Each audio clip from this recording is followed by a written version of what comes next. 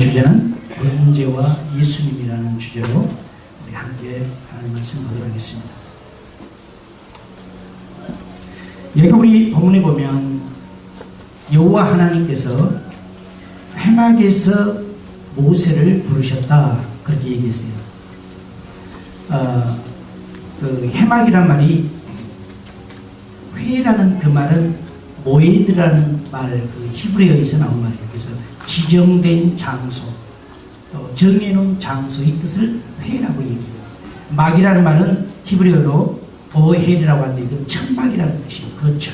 그러니까 이 말 두 단어가 합해져서 회막이 되는데 이 회막은 여호와 하나님께서 정해놓고 허락하고 만나기로 약속된 장소다 이 말이에요. 회막이. 그래서 이 회막에서 모세를 불렀어요.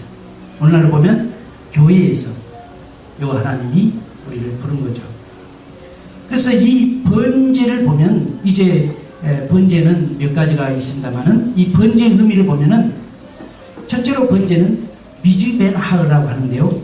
동물을 학살하고 죽이다 이런 뜻을 갖고 있어요. 이것은 그 히브리 사람들의 원어 그 당시에 어떤 생활의 그 모든 것을 그대로 말해준 거예요. 동물을 학살하고 죽이다. 그리고 그 죽인 번제를 어떻게 해요? 단에 올려놓죠. 단. 그래서 이 단이란 말이 올라라는 히브리어에 쓰는데 이것은 올라가다, 재물의 생명을 올리다 이 뜻을 갖고 있어요. 그래서 짐승을 학살하고 죽여서 재물의 그 생명을 올려놓는다. 이 단을 쌓아놓고 거기에 올려놓는다 이 뜻을 갖고 있고요. 그 다음에 하프사타라는 말이 있어요. 이것은 재물을 올려놓되 재물을 껍질을 벗기는 거예요. 가죽을 다 벗겨내는 거예요. 벗기는 거예요. 그래서 그 순서를 보면 다리를 자르고 머리를 자르고 이런 것들을 그 순서로 이렇게 정해놨습니다.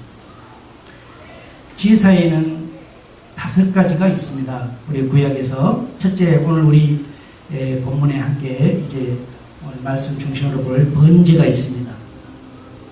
이 번제라는 말은 번제와 소제와 화목제 또 속제제, 속건제 이렇게 5개가 있는데요. 번제는 오르막길, 올라란 말은 또 계단을 올라가다. 그래서 번제단 이렇게 나무로 쌓으니까 계단이 있잖아요. 그 계단 위에 이제 번제단이 있으니까 거기다 나무를 쌓으니까 거기를 계단을 올라가잖아요. 희생 제물을 가지고. 그래서 이 올라라는 단어를 썼던 거예요. 번제. 계단을 올라가서 드리는 거. 이것은 하나님의 뜻에 전적으로 순종하는 우리 예수 그리스도의 사역에 대해서 말씀해 주고 있어요. 소제가 있습니다. 이것은 히브리어로 미나라고 하는데요. 이것은 선물, 곡물, 재물 이런 것을 드리는 거 이걸 얘기하는 거예요. 그래서 우리가 죄를 범하면 하나님께 회개하잖아요. 오늘 교회 와서 하나님 제가 이걸 잘못했습니다. 회개하잖아요. 그런데 그 구약시대 때는 그 죄를 자기 죄를 해결할 수 있는 방법이 없었어요. 없는데 다만 하나님께서 소제를 만들어서 곡물을 통해서 자기 죄의 사함을 받게끔 의식을 줬던 거죠. 이것을 이제 제물을 드리는 것. 이 의미는 죄와 절대 무관하신 예수 그리스도의 그 섬김을 말해주고 있습니다. 아멘. 세 번째로는 화목제가 있습니다. 이것은 셀렘이라는 히브리에서 온 말인데요. 이것은 그 peace offering, 평화를 위한 번제, 또 감사제, thanks offering, 감사해서 번제로 드리는 것 이런 특징을 갖고 있습니다. 그런데 이 화목제의 특징은 하나님께 드려지고 남은 제물을 제사장과 제물을 드린 그 예배자가 그 가족들이 또 가난한 사람과 함께 나누어 먹을 수 있는 특권을 줬어요. 다른 제물은 절대 사람이 먹으면 안 되는데 이 화목제만큼은 이제 자기가 죄를 지었기 때문에 또 하나님과의 관계를 회복하기 위해서 하나님께 번제를 드려야 되잖아요. 그래서 이제 하나님께 나오면서 가지고 온 그 제물을 일부는 태워서 하나님께 드리고 나머지는 제사장과 또 그 번제를 드리러 오는 사람과 또 주위의 그 가난한 사람들과 함께 나누어 먹는 화목. 그래서 하나 되는 그것을 얘기하고 있습니다. 네 번째로는 속죄제가 있습니다. 이건 하타아라고 하는데요. 이것은 그 실적으로 죄의 어떤 그 형벌 이것을 회개하는 것. 오늘날 우리가 하나님 앞에 하나님 저희 죄를 용서해 주십시오 이렇게 회개하잖아요. 그 회개를 속죄죄라고 말할 수 있어요. 이것은 바로 우리 예수 그리스도께서 우리의 죄를 지시고 죽어야 할 사실에 대해서 구약 성경에서 보여주는 거예요. 앞으로 몇천 년 후에 독생자 아들로 태어나신 예수 그리스도가 동정녀 마리아를 통해 태어나신 그분이 우리 죄를 위해서 돌아가실 것을 이 구약에서부터 몇천 년 후에 일어날 것을 그림자로 보여주는 것이 바로 이 속죄제입니다. 다섯 번째로 제사는 속건제가 있습니다. 속죄제와 속건제는 달라요. 아까 속죄제는 내가 죄를 지었을 때 하나님 앞에 자기 잘못을 고백하며 드려지는 거고, 그 제물은 제사장과 예배를 위해서 짐승을 가지고 온 사람과 또 가난한 사람들이 함께 나누어 먹는 이것을 속죄제라 하고, 속건제는 아쌈이라는 단어를 사용하는데요. 이것은 어떤 것에 대해서 배상을 하는 것. 예를 들어서 남의 것을 도둑질을 했어요. 훔쳐온 것. 또 내 실수로 남의 물건을 부쉈어요. 이 재정상 데미지를 입혔어요. 이랬을 때 이런 것을 배상을 해줘야 되잖아요. 그래서 그 배상에 대한 그거에 대해서 율법에서도 얘기하고 있지만은 바로 그것을 대신 갚아주는 그것을 얘기하는 것이죠. 이것은 예수님께서 십자가에서 죽으심으로 우리 죄에 대하여 율법이 요구하는 대가를 치르는 것을 상징해 주고 있어요. 이 속건제는. 그래서 율법은 계속해서 이 구약시대 때나 지금도 우리를 향해서 죄의 대가는 죽음이라고 요구합니다. 그래서 로마서에서도 죄의 싹은 결국 열매로 나타난 것은 뭐냐? 사망입니다. 죽게 돼 있어요. 그런데 이 율법이 요구하는 것은 우리가 죄를 지었으니까 우리가 죽음이지만은 예수 그리스도가 십자가에 못 박혀 돌아가셔서 그분의 보혈의 피로 율법의 요구를 대신 다 갚아주시고 우리로 하여금 프리하게 해주시는 이 하나님 예수의 역사를 이 속건제에서 구약에서 말씀해주고 있습니다. 할렐루야. 이 다섯 가지의 번제를 통해서 하나님과 인간과의 친밀함을 성경에서는 말해주고 있습니다. 번제는 제물을 전부 태워서 드리는 제사입니다. 또 오르막길 계단에 올라가면 이런 의미를 갖고 있습니다. 여러분, 그러면은 소를 번제로 드려요. 양을 드리고 비둘기를 드리고 곡물로 드리고 이렇게 있어요. 그래서 뭐냐면은 왜 가치를 다 다르게 해놨는가? 그러니까 구약이나 지금이나 또 이 번제를 들 때 부자들도 있지만 가난한 사람도 있어요. 모든 사람이 내 앞에 번제를 때 소로 드리라 정해놓으면 가난한 사람들은 1년에 한 번도 못 드리겠죠. 그래서 그 사람의 재정의 능력에 따라서 하나님 앞에 드리라는 거예요. 큰 소를 드리니까 하나님이 더 받아주고, 양을 드리니까 적게 받아주고, 비둘기 이 새를 드리니까 하나님께서 아주 업신여기고, 그런 게 아니라 각 사람의 환경에 그 재정과 그것에 맞게끔 드리게 했어요. 그래서 큰 소를 드릴 수 있는 능력을 갖고 있는 사람은 그걸로 드리게 했고, 양을 잡아서 드리게 하는 사람은 양을 잡아서 드리게 하고, 그것도 살 능력이 안 된 사람은 비둘기나 이렇게 새를 잡아서 드리게 하고, 이렇게 해서 하나님께서 번제를 사람의 그러나 이 짐승의 공통점은 뭡니까? 피예요. 피.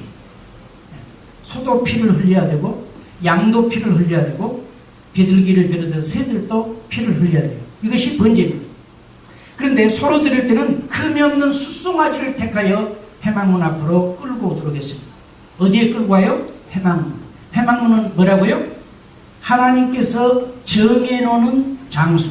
하나님께서 모세를 만나기 위해서 정해놓은 장소. 오늘날 보면 교회가 하나님께서 이 교회를 정해놓고 여러분을 콜링한 거예요. 주일날 썬데이 아침에 와서 만나자. 내가 너희들을 만나고 나는 너희들을 축복하고 너희들은 복을 받고 돌아가서 일주일 동안 승리하리라. 이 말씀이 교회예요. 할렐루야. 이것은 하나님이 흠이 없으신 거룩하신 분이기 때문에 흠이 있는 것은 하나님의 거룩성에 모독이 되는 거죠. 그래서 흠 없는 소를 가지고 암소가 아니에요. 숫소.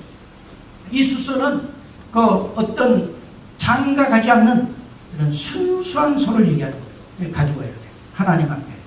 어디로? 회막. 하나님이 기다리고 있는 그 회막으로, 오늘 보면 교회로 가지고 오라는 거죠. 자, 이 제물의 머리에 제사를 드리는 자가 직접 안수를 하도록 했어요. 소를 끌고 오잖아요, 이제. 그러면은 지금 내 죄 때문에 내가 이 소를 끌고 왔어요. 그러면은 가족을 대표하잖아요, 그분이. 그러면은 자기 가족의 모든 것을 그 소 뿔과 뿔 사이 머리에 안수를 하는 거예요. 두 손으로. 그래서 내 죄를 이 소에게 다 전가시키는 거예요. 이가 내가 지금까지 지었던 모든 죄가 이에게 다 갔다. 이렇게 다 고백을 하는 거예요. 제사장이 있는 데서. 그래서 이 출애굽기 16장 21절 보면 이것은 자신의 죄가 제물에 옮겨감을 뜻하고 죄인을 대신해서 제물이 죽음을 의미해요. 그래서 예수님 때나 우리 신약 때나 구약 때나 죄를 지으면 죽어요. 그것은 성경이 말하는 근본적인 거예요. 이것은 내가 그 말씀을 싫어해서 덮을 수 없는 거예요. 덮어도 상관없어요. 내 책에서 찢어내도 내 책에서는 없다 할지라도 하나님의 율법은 존재하는 거예요. 아멘? 아멘. 존재하는 거예요. 그래서 그 죄를 해결할 수 있는 방법이 오직 번제. 피 흘림이 없이는 해결이 안 돼요. 곡물로도 안 돼요. 그것은. 번제는 피가 있어요. 그래서 숫소를 가지고 와서 드린 거죠. 히브리서 9장 22절에 피 흘림이 없이는 사함이 없다 말했습니다. 여호와 앞에서 짐승을 잡아 먼저 짐승의 피를 제사장이 단 사면에 뿌리도록 했습니다. 그 본데서 살아있는 것을 끌고 와요. 거기서 잡아요. 그래서 이제 피를 빼잖아요. 그러면은 양푼에다 이 피를 받아가지고 제사장이 가지고 계단 위에 올라가서 제단 사방에다가 그 소피를 받아서 다 뿌리는 거예요. 여러분, 그래서 성경에서도 피를 먹지 말라. 이것은 여호와 거라. 이건 생명이라고 했어요. 여러분, 그래서 뭐 사슴피가 좋으니 무슨 짐승피가 좋으니 해서 사람들이 막 그거 마시는데요. 안 좋은 거예요. 성경에서는 먹지 말아야겠어요. 우리가 어떤 의학적으로는 그 피 먹으면 막 아주 얼굴이 번쩍번쩍해지고 좋은가 모르지만은 결국 영적으로는 안 좋다는 거예요. 하나님께서 안 좋다는 것은 인간이 좋다고 해도 안 좋은 거예요. 자, 그래서 이 제사장이 사면에 피를 뿌리고 그 피가 뿌려져야 죄 사함을 받을 수 있고 하나님께 의롭다 인정함을 받을 수 있기 때문에 피를 뿌리는 거예요. 그래서 히브리서 9장 22절에 피 뿌림이 없이는 사함이 없다고 했잖아요. 그래서 그걸 가져다가 쭉 뿌리는 거예요. 네 번째는 제물의 가죽을 벗겼어요. 이제 죽였으니까 가죽을 다 벗기죠. 다 벗겼어요. 인간적인 내적인 죄를 모두 하나님 앞에 드러내는 의식의 행동입니다. 꺼죽을 벗긴다는 것은 뭐예요? 꺼죽을 벗겨야 속이 보일 거 아니에요. 그죠? 이렇게 짐승들이 가끔 유튜브 같은 데 보면 사냥해가지고 큰 사슴 같은 거 옆에 막 사진 찍은 사람들도 있고 그러더라고요. 뉴욕에 전에 총회 때 몇 년 전에 가보니까 어느 식당을 갔는데 그 식당은 막 전부 짐승 머리, 뿔, 뭐 이렇게 박쥐를 막 가득 차 있어요. 이야, 그거 막 정신이 하나도 없더라고요. 그런데 그 집에서 조개를 이렇게 막 구워서 먹고 그 집이 뉴욕의 그 뉴저지에서 제일 유명한 집이에요. 산속으로 나는 조개 먹고 나면 바닷가인 줄 알았는데 그게 아니고 산속에 있는 어느 집에서 거기 보니까 막 굉장히 큰 여러 가지 짐승들이 박제되어 있고 막 이러더라고요. 통째로 있는데 호랑이도 한 마리 딱 입고 있고 꺼죽을 벗겨서 그렇게 만든 거예요. 꺼죽을 벗겨야 속이 보이잖아요. 이것은 우리의 내면의 죄를 하나님 앞에 전부 통해하는 거예요. 회개하는 거예요. 주님 앞에 나와서 그 번제단 앞에 와서 회개하는 거예요. 다섯 번째로 가죽을 벗긴 후에 어떻게 하라고 했냐면 각을 뜨라고 했어요. 각을 뜬다는 것은 뼈를 중심으로 짐승을 필요에 따라 나눌 수 있게 하는 거예요. 뼈. 그래서 우리 그 갈비집에 가면은 식당에서 칼로, 날카로운 칼로 이 소고기 같은데 이렇게 그 갈비가 살이 붙어 있는 걸 잘라내서 갈비살 만드는 그 전문이 나오는 사람도 있더라고요. 또 회를 잘 뜬 사람은 보면은 고기 딱 갖다 주면 한국에는 그게 많더라고요. 시장에 가면은 딱 맡겨놓고 얼마나 걸려? 30분 해오세요. 다른 거 장보고 딱 오면은 회를 쫙 잘라가지고요. 쫙 포장해서 줘요. 근데 여기 우리 미국에다 코리아 마켓에서 그렇게 하는 사람도 있다고 그랬어요. 이 각을 뜬 고기를 단에 피어있는 불 위에 잘 불려놔야 돼요. 예. 왜 각을 뜨냐면 첫째는 고기가 잘 타질 수 있도록. 통째로 놔두면은 속이 잘 안 타지잖아요.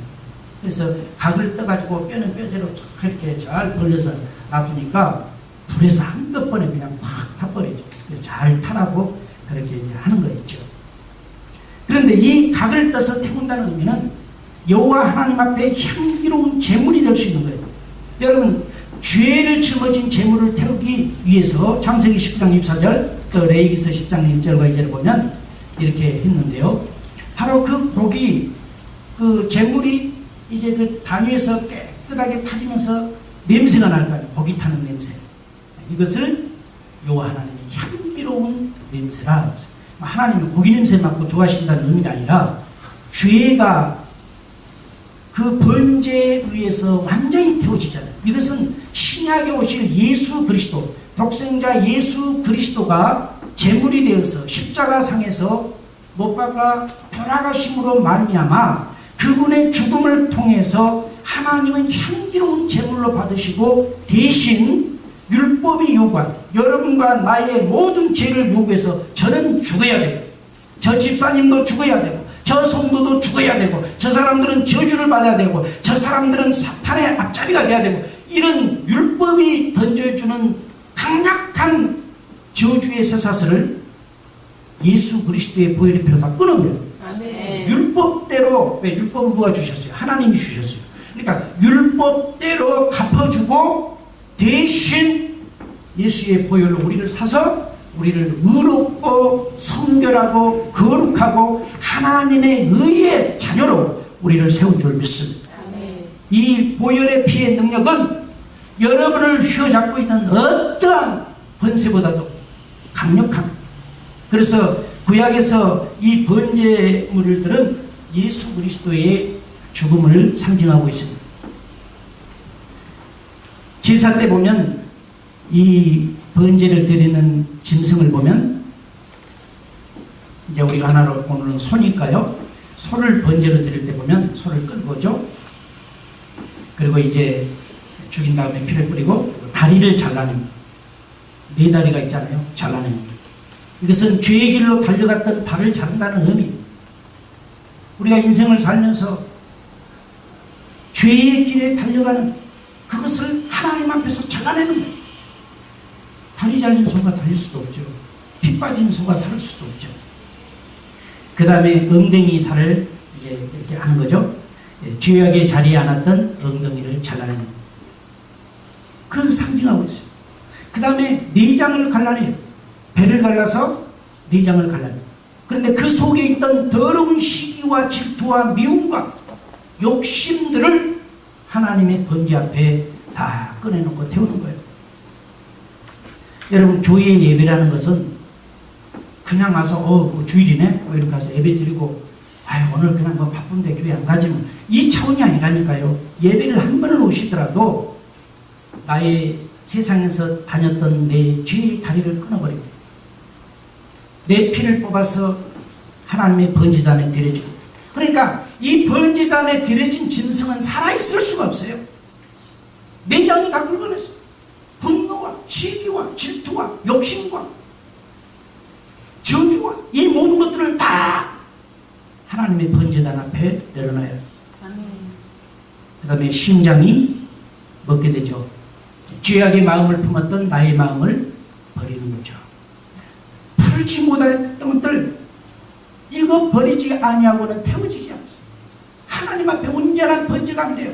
만약에 제사장이 내장도 긁어내지 않고 번제로 그냥 통째로 놓고는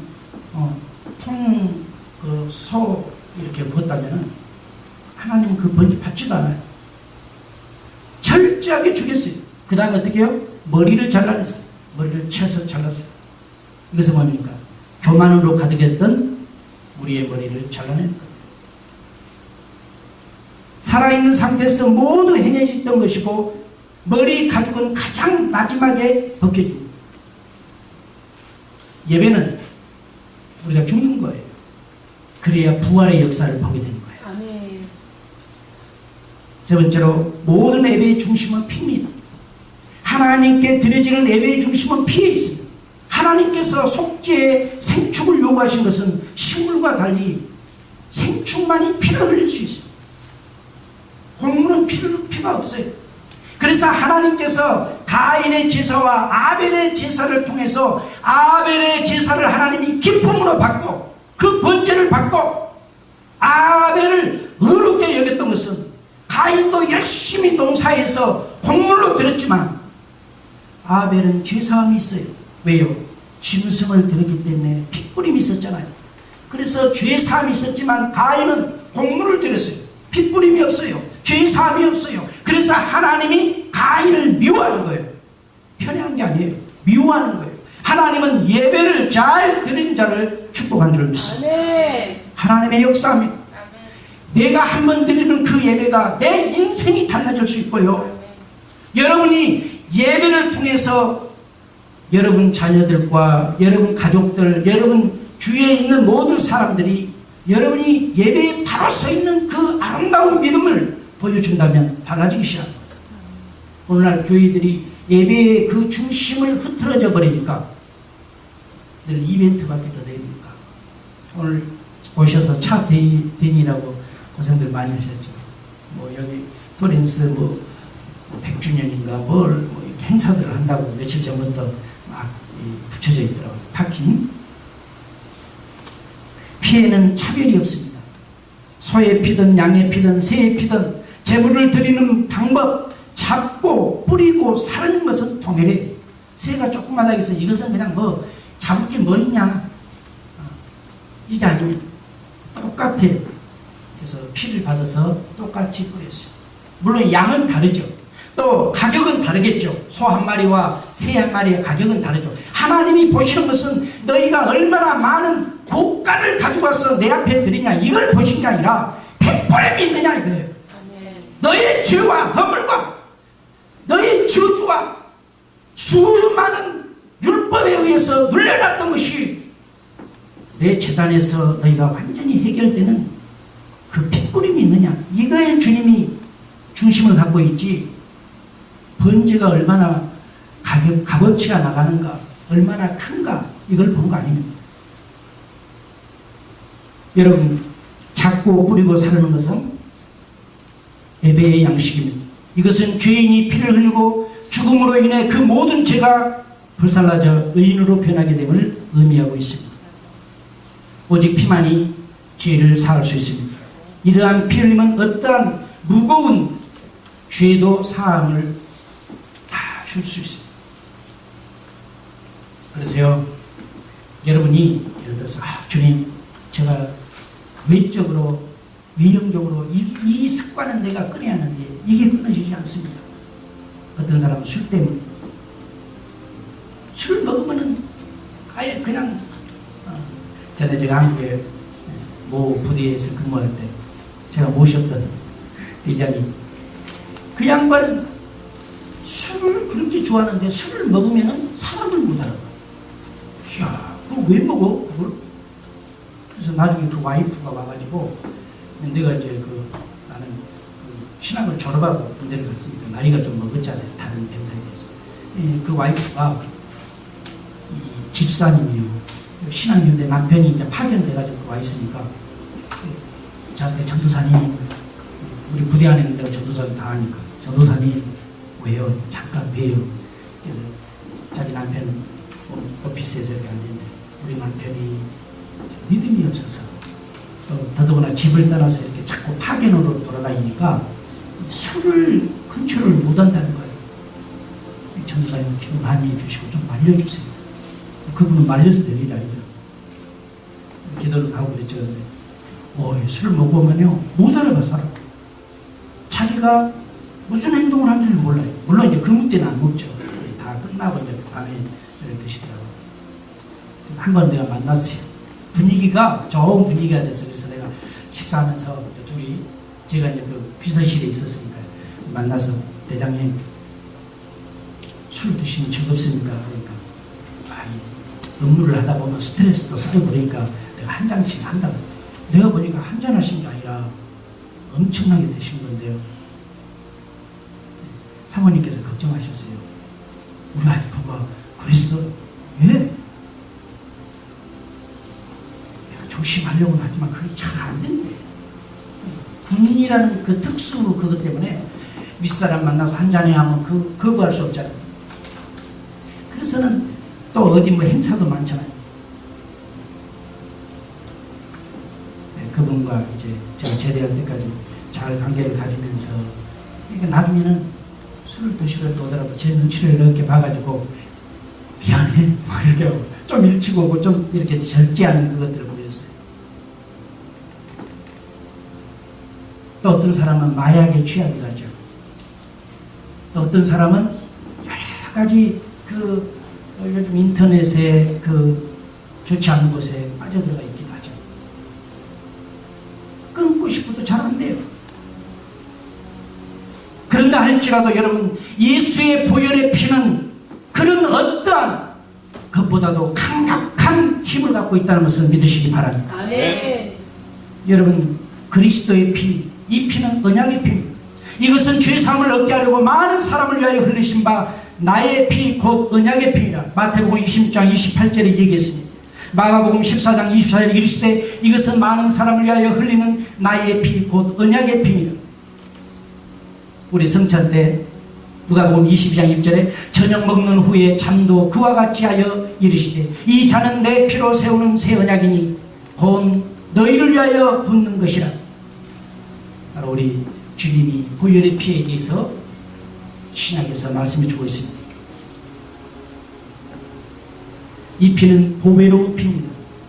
베드로전서 1장 19절에 오직 흠 없고 점 없는 어린 양 같은 그리스도의 보배로운 피로 된 것이 아니라, 예수님의 피의 그 보배로움으로 우리가 죄사함을 받은 거예요. 구약에서 말하는 모든 번제의 번제물은요, 예수님에 대해서 말해주고 있는 거예요. 앞으로 수천 년 후에 동정녀 마리아 성령을 통해서 태어나실 예수 그리스도에 대해서 구약에서 말해주고 있는 거예요. 그래서 성경의 창세기부터 요한계시록까지요, 구속사적인 측면으로 흘러가야 돼요. 성경은 다른 걸로 풀면은요 세상으로 돌아가게 돼 있어요. 구속사적인. 왜 하나님이 우주망을 태초에 천지를 창조하시나부터 시작하잖아요. 3장에 보면은 이제 하나님 사람도 만들고 하지만은 사람들이 언약을 저버리고 선악과를 따먹어요. 그래서 이 사람들이 이 아담과 하와가 나무의 큰 것을 가져다가 부끄러움을 알고 옷을 만들어서 자꾸 입지만은 뭐 태양이 요즘 얼마나 덥습니까? 내려쬐니까 금방 말라버리고 시들고 이러니까는 이틀을 가지 못하는 거예요. 그래서 이 사람들이 계속해서 고민을 하고 있어요. 어떻게 우리가 이 부끄러움을 가릴 수 있을까 막 고민하고 있는데 하나님께서 찾아오셔서 짐승을 한 마리 잡아서 꺼죽을 벗겨서 그들로 하여금 옷을 입혀주죠. 만들어져요. 옷을. 그 짐승이 죽어야 피 흘리죠. 꺼죽을 벗기면 피 흘리죠. 내장이 다 나오죠. 잘라낼 거 잘라내야 제대로 벗겨질 거 아니에요? 예수 그리스도예요. 하나님의 언약을 저버리고 죄의 사슬에 놓여있는 인생들을 위하여 하나님께서는 짐승을 잡아서 피 흘리게 하고 그 피의 대가로 사람들이 자유함을 얻게끔 했던 거죠. 창세기서부터 예수 그리스도가 오실 것을 얘기하고 있는 거예요. 그러므로 이 본문에 나오는 이 짐승의 번제의 피는, 또 짐승은 예수 그리스도를 철저하게 상징하고 있다는 것을 믿으시기 바랍니다. 우리가 살려면 먼저 제단에서 죽어야 합니다. 진리나 자유는 저절로 얻어지지 않습니다. 여러 세대에 걸쳐 싸워서 얻어야 합니다. 전투 없이 승리가 없습니다. 십자가의 길은 피로가 룩진 길이에요. 십자가의 길은 즐겁고 어떤 그냥 쉽게 가는 길이 아니라 이 십자가의 길은 피로가 룩진 길이에요. 우리 대한민국이 오늘날 민주주의를 하고 이렇게 자유를 갖고 우리나라를, 이 조그만 나라를 하나님이 축복한 것도 우리 대한민국이 뭐 다른 민족보다 월등하게 뛰어나서도 아니고 지하자원 뭐 모든 것이 월등히 많아서도 아니라 우리 대한민국에는요 순교의 피로 흘린 나라예요. 아멘. 하나님이 버릴 수가 없어요. 아벨의 번제를 한 번 받으셨지만은 아벨은 가인의 분노에 의해서 죽임을 당했어요. 그렇지만 아벨의 그 피가 하나님을 향해 계속 호소하는 거예요. 하나님, 억울해요. 형이 나를 죽였어요. 호소하는 거예요. 형의 잘못을 호소하는 거예요. 아벨의 의로움을 호소하는 거예요. 하나님은 그거 아셨어요. 가인에게 물어봤어요. 가인아, 내 동생 아벨이 안 보인다. 어딨냐? 가인이 대답하죠. 하나님, 내가 내 아우를 지키는 사람입니까? 내가 세포토냐? 내 아우를 그림자처럼 따라다니며 지켜주는 사람이야, 이 말이야. 모른다는 겁니다. 하나님 말씀하죠. 내 아우 아벨의 피가 땅에서부터 나에게 호소하느니라. 무죄한 피를 흘리면 결코 하나님이 들으시게 돼 있어요. 아벨은 형에 의해서 억울한 죽음을 당했지만 그의 피는 하나님 앞에 호소했던 것을 우리가 볼 수 있습니다. 우리 대한민국이 순교의 피, 얼룩진 그 순교의 피가 있기에, 그 피 속에서 기도하는 성도들의 기도가 있기에 오늘날 대한민국이 세상에 알려지고 이렇게 나가는 좋은 나라로 가고 있다는 것을 믿으시기 바랍니다. 피 흘림의 기원은 에덴 동산에서부터 시작하는 것입니다. 하나님께서 피의 또 다른 새로운 비밀을 계시하는 것은 이스라엘 자손을 애굽의 속박으로부터 출애굽시킬 때였습니다. 하나님께서 마지막 재앙을 내리셔서 바로의 의지를 꺾고 이스라엘 민족을 다 이제 나오게 한 거죠. 그 비밀은 유대인의 유월절 절기에 기초가 되었고 그리스도 안에 구원의 반석이 되었습니다. 애굽을 뒤흔든 재앙들에게 불구하고 히브리인들을 영원히 압제하려는 바로의 고집스러운 그 결심, 그것이 무너질 수밖에 없었던 거죠. 여러분, 흠없는 어린 양을 잡아서 그 피를 우슬초에 적셔서 각 집문의 좌우 문설주와 안방에 인방에 바르라는 하나님의 말씀이 있습니다. 집안에 머물고 피 안에 모두 바르라는 것. 바로가 안 보내요. 그러니까 하나님께서 너희들이 양을 잡아서 피를 각 이스라엘 사람들은 문설주 사방에 다 바르고 무설주에 젖어 이 피를 양푼에 담아서 적셔서 다 바르고 인방에도 발라라. 그리고 너희들은 집 안에 그 피를 발랐으니까 그 안에 머물러 있어.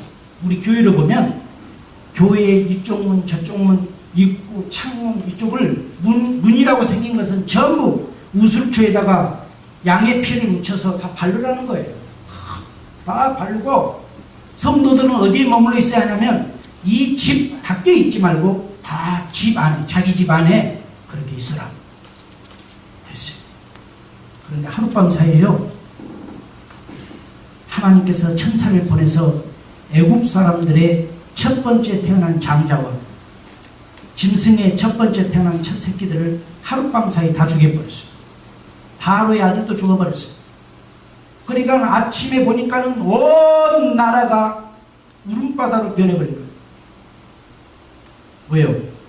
그런데 이스라엘, 히브리 사람들 집에는 짐승 새끼 하나도 죽지 않았어요. 왜 그랬을까요?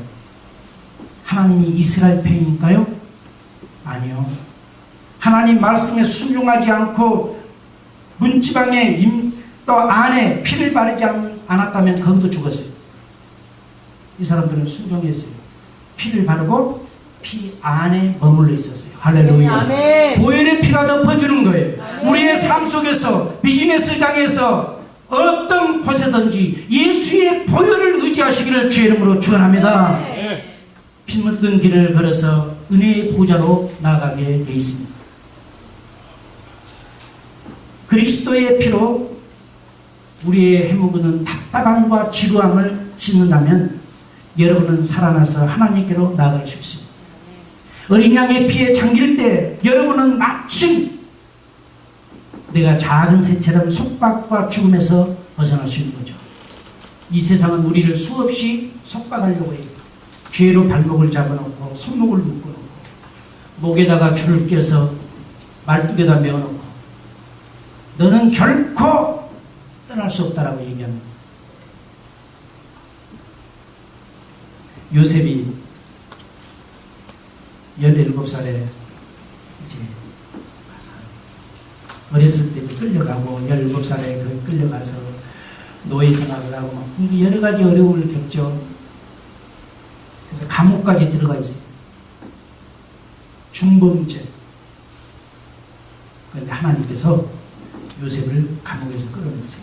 그 끌어내는 방법은 어떤 사람의 부탁에 갖고 된 게 아니라 부탁을 했지만은 전혀 소용이 없었는데 하나님이 때가 되니까 왕으로 하여금 꿈을 꾸게 하고 이 애굽 나라에 그 꿈을 풀 수 있는 자가 하나도 없었고 마치 옛날 감옥에 잠깐 왔던 술 관원장이 그 얘기가 생각나서 얘기해줘서 요셉을 데리고 오게 된 거죠. 그러니까 하나님이 지혜를 주셨다고 했습니다. 성령으로 지혜를 주셔서 요셉을 하여금 그곳에서 그 지혜로 왕의 마음을 사로잡게 하고 그 나라를 풍요케 해서 이제 총리 대신까지 올라가는 그런 축복을 주었습니다. 히브리서 기자는 그러므로 형제들아 우리가 예수의 피를 힘입어 성소에 들어갈 담력을 얻으나니 그 길은 우리를 위하여 휘장 가운데로 열어놓으신 새롭고 산 길이요 휘장은 곧 저의 육체니라. 보세요. 예수님께서 십자가에 못 박혀 돌아갈 때 성전에 휘장이 찢어졌어요. 그 휘장하고 저 멀리 있는 예수님이 골고다 언덕에서 죽은 것과 무슨 상관이 있을까 하는데 성경은 정확하게 기록하고 있어요. 그분의 육체가 깨지니 휘장이 찢어지니 하나님과 화해되는 것이요 그분의 보혈의 피가 우리의 모든 죄와 저주를 끊어버리고 하나님의 의로운 사람으로서 축복해 주는 피가 된 줄 믿습니다. 네. 우리는 예수의 피를 많이 사용해야 돼요. 예를 들어서 여러분이 무슨 급한 일이 있을 때도요 걱정부터 하지 말고 주여 예수의 보혈로 덮어주십시오. 주여 예수. 제가 이제 한국에서 한참 영적 사역을 열심히 하고 있을 때인데 교회 개척해 놓고요. 주일날 이제 우리가 40일 작전 기도를 하고 이제 주일날 그 성도들을 애기 엄마 이제 한국은 저 있을 때만 하더라도 집집마다 뭐 와이프 차 따로 남편 차 따로 이렇게 없었어요. 그냥 차 한 대만 있어도 땡큐죠. 남편이 그걸로 출퇴근하고 또 남편이 쉴 때나 뭐 시간 있을 때 가족 데리고 어디 나가지 뭐 우리 미국처럼 엄마 차 따로 아빠 차 따로 이거 없었잖아요. 그래서 이제 우리 그 성도님이 아기가 나가지고 아기가 몇 개월 안 돼서 조금 있어요. 그래서 차가 없으니까 우리 교회하고 좀 꽤 가까워서 교회 차로 이제 이렇게 내가 갔어요. 우리 그 부목사님은 다른 지역 가서 내가 이제 모시고 이렇게 두 분을 태워가지고 그분과 또 다른 분 옆에 사시면 태워가지고 이렇게 오는데 조그만 길에 사거리인데 저쪽 밑에서 그 모터사이클 오토바이를 타고 막 소리를 막 굉장히 크게 낸 청년들이 막 올라오는 거예요. 나는 사거리라 스탑 사인하고 그리고는 이제 아이도 탔고 그래서 서서히 이렇게 쭉 가는데 니네들이 당연히 서야 맞잖아요. 내가 먼저 가고 있으니까 우리 차 뒤쪽 맨 뒤는 아니고 그 차 옆면에서 뒤쪽 유리를 그냥 그 모터사이클가 받은 거예요. 얘네들이 앞에는 이 헬멧을 쓰는데 뒤에 이렇게 잡고 온 애는 헬멧을 안 쓰니까요. 붕 부딪히니까 어떻게 되냐니까 안 보이잖아요. 차에서 붕 소리가 나고 유리창 깨지고 속에서 막 깜짝 놀린 소리 내고 그래서 차를 가서 대고 내려서 신호보러 가서 보니까는 우리 성도를 확인해서 아이가 어린 거 보니까는 엄마가 이렇게 안아가지고 아이는 파편에 안아있는데 엄마가 이렇게 손을 짚어가지고 유리 조각이 좀 박혀있고 그것이 이제 전부였죠. 그래서 차에서 내리시라고 도와주고 보니까는 그 모터사이클 둘이 탄데 하나는 사이클 잡고는 부딪히고는 이쪽으로 쓰러져가 있고 하나는 없어. 어디 갔나 보니까 부딪히니까 넘어간 거야. 그래서 시트벨트를 꼭 매야 되고 거기 있더라고. 그러니까는 우리 차를 넘어서 저쪽 그 시멘트 바닥에 길거리에 떨어진 거예요. 그리고 거기서 죽은 것처럼 돼 있네. 보니까는 목에서 피가 막 쭉 나는데 이 땅에 피가 막 이렇게 모이는 거예요. 그래서요. 이쪽 그 헬멧슨에는 자기가 막 팔 아프다고 자꾸 일어나기를 하더라고요. 그래서 얘는 살았구나. 저희가 죽은 것 같아. 뛰어갔어요. 가가지고 사람들이 막 마켓 이쪽에서 막 쭉 나와서 막 보죠. 그래서 막 제가 빨리 경찰한테 또 병원으로 전화 좀 해달라 얘기하고 그 일을 어떻게 수습해야 될까. 근데 보니까 목 쪽에서 여기서 피가 막 흘려. 제가 손을 잡았어요. 나사렛 예수 이름으로 명하노니 흐르는 피는 멈춘지어다. 성령님 이 시간 함께해 주십시오. 이 피를 예수의 보혈로 덮습니다. 멈출지어다. 그 기도가 뭐 길었겠어요? 1분도 채 안 됐죠. 그리고 손을 딱 대니까요. 피가 그대로 박살돼 있어요. 아멘. 근데 얘는 아직 정신을 못 차려. 그래서 내가 뺨을 툭툭 때리면서 청량 때리니까 눈을 떠요. 정신 드냐고. 눈 깜빡깜빡 일어나죠. 일어났어요. 조금 전에 병원 차가 왔어요. 경찰이 오고 그래서 가까운 병원으로 이제 실려 보내고 거기 있는 사람들이 저 목사님 아무 잘못이 없다. 스탑하고 가는데 저네들이 그냥 막 쫀살을 가지고 받았다고 그래서 옆에 사람들 다 증언을 해놨더라고요. 그래서 이제 내가 병원을 갔어요. 다행히 여기가 이 정도나 찢어졌는데요. 피가 쏟아졌어요. 아멘. 그리고 하나는 그 헬멧슨에는 어깨에 뼈가 다쳐가지고 어깨를 잘 못 쓴다. 얘네들이 자기 시골에서 삼촌집에 놀러 와가지고 지금 그런 거예요. 그러니까 무면허에다가 막 그렇게 하니까는 겁이 나가지고 병원에 입원시켜놓고 도망가고 있네. 내 삼촌에게 전화했어요.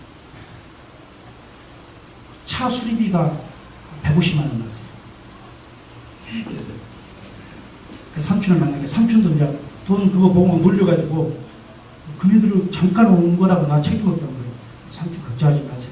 우리가 알아서 이거 다 할 거니까 다만 조카들 그 몸 다쳐갖고 어디 가 있으면 어떻게 되면 병원 다 치료받으라 그러고 내가 뭐 경찰에 신고하고 절대 그런 거 아니니까 우리가 이거 다 안 죽은 것만 해도 나 하나님께 감사한다고.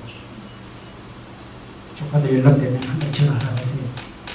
한 일주일쯤 지나고 전화해서 그 삼촌 조카들이 왔습니다. 바꿔줄게요. 바꿔주는데 죄송합니다 목사님. 너희들 한번 만나자. 그러니까 아니요. 겁나가지고. 그래서 그래 그러면은 안 만나도 괜찮으니까 너희들 교회에 나가고 예수 믿어라. 그리고 여기 돈 가격 이런 것은 아무 걱정하지 말고 너희들 아프면 병원에 가서 치료도 받고 해. 알았지?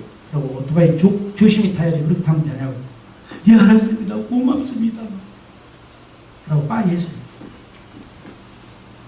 예수의 피. 그 이머전시 상황에서도요. 그 주님의 보혈의 피로 덮으니까 깜짝 놀랐어요. 그래서 나중에 피가 딱 멈추는데 그냥 피가 나다가 딱 그 이렇게 스탑 응고되잖아요. 그래서 병원에서 꾸며야 한다고. 아마 꾸몄을 거예요. 예수의 피는 어디에서든지 우리가 적용할 수 있는 하나님의 큰 능력인 줄 믿습니다. 피에 대한 능력이 있음을 우리는 기억해야 합니다. 에레미야서 17장 10절에 보니까 피는 속지 않아요. 우리의 죄를 속지. 그래서 여러분 죄 있다고 죄의 종 되지 마세요. 죄 있다고 느껴지는 그 순간에 나는 예수 이름으로 이 죄를 다 고백합니다. 그리고 예수의 보혈의 피가 내 죄를 사했고 율법에서 사했고 나를 저주에서 사했고 나는 주님을 통해서 의로운 자요 하나님의 자녀가 된 걸 선포한다. 아멘. 예수의 이름으로 승리하시기를 주의 이름으로 축원합니다. 출애굽기 12장과 13장에 보면 내가 피를 볼 때 너희를 넘어가리니 피는 심판과 사망 죄양이 여러분을 넘어가게 하는 거예요. 여러분이 집에서 출근할 때도요 어려운 일이 있을 때도요 먼저 하나님 앞에 주여 예수의 보혈로 덮어주십시오. 내 자녀를 예수의 보혈로 덮어주세요. 우리가 구하는 게 굉장히 필요해요. 우리는 이런 강력한 예수의 피를 가지고 있으면서도 일상 삶 속에서 적용을 시키지 못해요. 이번 주 금요일날 제가 재정의 기름 부심에 대해서 설교했죠. 재정도요 버는 것도 중요하지만 나가는 것이 제대로 나가야죠. 뒤에 구멍이 확 터져 있으면 앞에서 아무리 갖다 버려도요, 다 나와요. 모아지지 않죠. 그래서요, 그것들을 막아야 돼요. 가정에서도 마찬가지고 사업에서도 마찬가지고 예수의 보혈로 막으시기 바랍니다. 아멘. 그리고 하나님께서는 우리가 재정의 복을 가지고 이 땅에 선교도 하고 교회도 세우고 가난하고 불쌍한 자도 돕고 수많은 일을 하게 했지만, 코카콜라는 전 세계를 지배하고 맥도날드도 전 세계를 지배했어요. 그 매장들, 그 사람들의 열정으로 했지만, 우리는 영혼 구원을 위해서 선교에 불타있고 헌신하는 사람들이 그렇게 수만을 가지고 있지만은 아직 65억 인구 전도하지 못하고 있어요. 그 이유가 뭘까요? 다른 이유도 있지만은 재정적인 것이 굉장히 중요한 퍼센트를 차지하고 있어요. 왜 우리의 젊음을, 왜 우리의 이 인생의 에너지를 돈 버는데 투자합니까? 돈이 필요하니까요. 우리는 육신을 입고 이 땅에 산 사람들이에요. 돈이 있어야 돼요. 근데 그 돈을 어떻게 쓸 것인가? 하나님께서는 무한리필 끝없이 주셔요. 아멘. 그런데 우리가 우리 베니스 같은 데 가면은 무한리필 커피, 그런데 스타벅스는 50센트 줘요. 무한리필이라고 해서 끝없이 먹나요? 거기서는 계속 부어주지만은 몇 잔 먹다 보면 나중에는 본인이 못 먹어요. 거기서 안 준 게 아니라 우리 하나님의 축복은 무한리필. 왜요? 예수 그리스도 아들, 독생자 아들하고 약속을 해놨어요. 아멘. 너의 보혈의 피로 치러지고 막아지는 모든 곳에는 죽음의 사자도 넘어갈 것이고 저주도 넘어갈 것이고 질병도 넘어갈 것이고 너를 침입하지 못하게 다 막아놨다는 거예요. 예수의 보혈의 피로 다 막아놨다는 거예요. 여러분 가정을, 여러분의 삶의 터전을 예수의 보혈로 막으시기 바랍니다. 아멘. 사탄이 틈 못하게 하셔야 돼요. 히브리서 10장 19절 보니까 피는 지성소에 들어갈 담력을 준다고 했어요. 여러분 구약시대 때요, 피가 없이는 지성소에 못 들어와요. 담력을 줬어요. 요엘서 1장 7절에 보니까 예수 그리스도의 피가 당신의 모든 죄를 씻는다. 보세요. 짐승의 피도 우리의 한 가족의 한 개인의 죄를 다 씻어서 짐승 한 마리 죽음으로 말미암아 풀이하게 되는데, 하나님의 독생자 예수 그리스도의 보혈의 피가 짐승의 피보다 능력이 없겠습니까? 예수의 그 보혈의 피가 여러분의 모든 것을 다 덮어줘요. 아멘. 그래서 여러분은 날개 꺾인 독수리가 아니라 저 높은 하늘을 비상하고 그 밝은 눈으로 많은 세상을 볼 수 있고 조류의 왕으로서 갈 수 있는 그런 강력한 힘을 누가 줬나? 예수 그리스도의 보혈의 피. 아멘. 여러분, 그러면 예수님께서 이런 보혈의 축복과 능력을 주실 때 7가지 방식으로 예수님이 피를 흘리셨어요. 우리는 그냥 예수님 십자가에 못 박혀 피 흘려 죽었습니다, 이걸로 끝나죠? 근데 가만히 분석해 보니까 7가지로 예수님이 피 흘렸어요. 첫째, 예수님은 피를 땀방울처럼 흘리셨어요. 누가복음 20장 44절 보니까 예수께서 힘쓰고 애써 더욱 간절히 기도하시니 땀이 땅에 떨어지는 핏방울같이 되었더라. 그런데요, 그 의사들에게 어떤 분이 물어보니까요, 이렇게 가능하냐 하니까 사람이 극도의 그런 어떠한 긴장감과 그쪽에 가면은 실적으로 우리의 피부를 통해서 피처럼 흐른대요. 예수님은 십자가를 지는 게 하나님의 아들이니까 그냥 우리 어디 잠깐 가서 커피 한잔 할까 이런 측면으로 십자가나 접을까 이게 아니란 말이에요. 돌아가시기 전에, 붙잡히시기 전에 여러분과 나를 위해서 주님이 땀방울이 핏방울로 변하는 그런 간절한 성부 하나님께 기도가 있었다는 것을 믿으시기 바랍니다. 두 번째로 예수님은 얼굴을 맞아서 피를 흘리셨습니다. 누가복음 22장 64절에 보니까 그의 눈을 가리고 물어 선지자 노릇하라. 너를 친 자가 누구냐 하고, 어떤 분이 내가 스페인어를 잘 모르니까 스페인 성경을 번역해 놨어요. 그래서 제가 보니까요, 이렇게 나와 있어요. 예수님의 얼굴이 어느 정도까지 얻어맞았냐 하니까 햄버거 안에 들어가는 고기처럼 되었다. 주님이, 우리 한국 성경에는 번역이 안 됐지만 스페인 성경에는 주님이 얻어맞고 채찍으로 맞고 가시로 찔리고 하면서 그것이 온 붓고 어떻게 됐지 않겠어요? 그런데 우리가 이 햄버거를 먹으면 그 들어가는 고기가 있잖아요. 그런 것처럼 짓이겨졌다는 거예요. 주님의 얼굴이 얼마나 많은 피를 흘렸겠습니까? 세 번째로는 주님은 어떻게 피를 흘리냐면은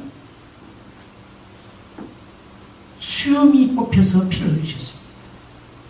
나를 때리는 자들에게 나의 등을 맡기며 나의 수염을 뽑는 자들에게 나의 뺨을 맡기며 수욕과 침뱉음을 피하려고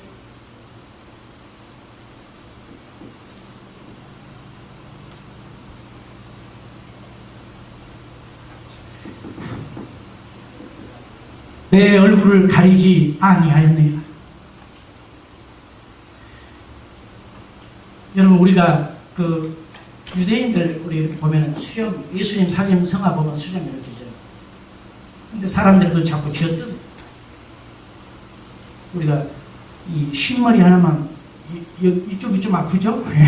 뽑으면은 막 이렇게 놀래는데 수염을 잡아갖고 한꺼번에 수백 개씩을 집어 뜯어낸다면 상처, 살갗이 뜯어져 나오면서 피어나요. 주님은 그렇게 또한 피를 흘리셨습니다. 네 번째로 예수님은 무자비한 채찍에 맞아서 피를 흘리셨습니다. 누가복음 27장 26절에 이에 바라바는 저희에게 놓아주고 예수는 채찍질하고 십자가에 못 박히게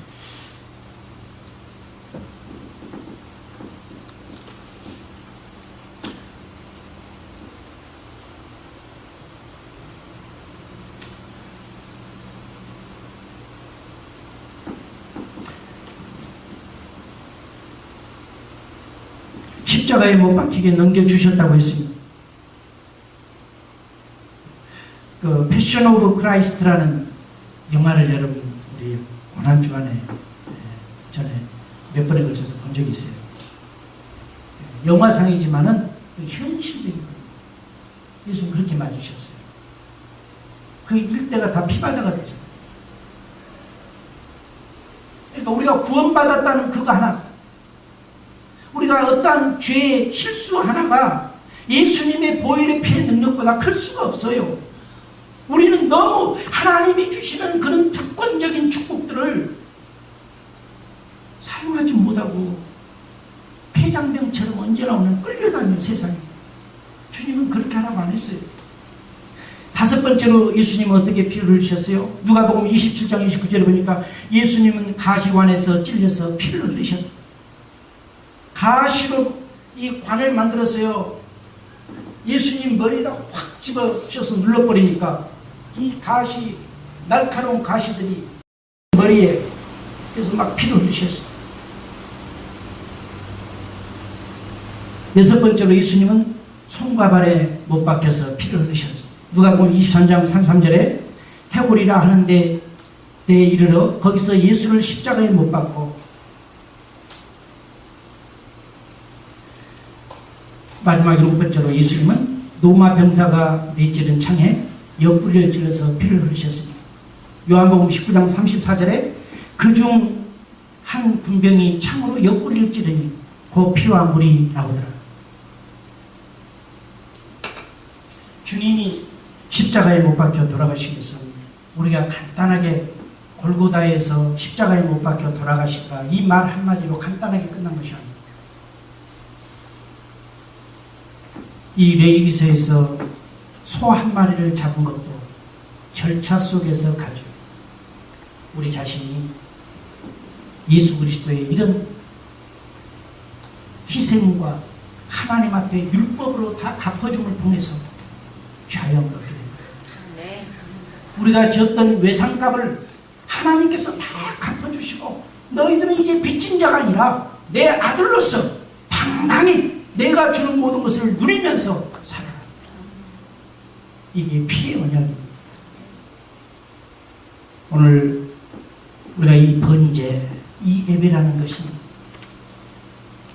그냥 지친 마음으로 교회에 한 번씩 그냥 주일은 왜 이렇게 빨리 돌아오는 거예요? 이런 마음으로 온 게 아닙니다. 여러분이 교회에서 봉사하는 거 얼마나 소중한 겁니까? 그 예배 피 흘림이 없이는 죄사함이 없는데 예수 그리스도께서 다 열어놓으시고